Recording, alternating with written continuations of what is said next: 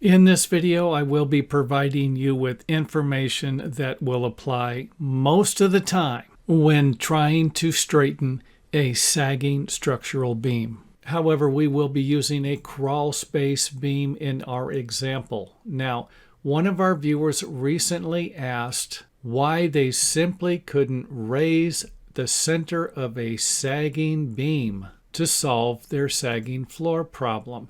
Now, here's what is going to happen if you raise your beam. Most of the time, you're not going to straighten it unless it's a small beam that isn't sagging very much. If you have a large deformed beam, you're just simply going to end up raising it at both ends or raising it at one end. And of course, that will be determined usually by the weight that you're going to have distributed over the floor. And of course, here's an example of what would happen if you have a load on one side, something that's going to be a little heavier. So as you're raising the beam, there's a good chance you're going to raise one side instead of both sides. If you have a load-bearing wall, something that is going to force the beam to come up a little easier on one side than it will on the other side.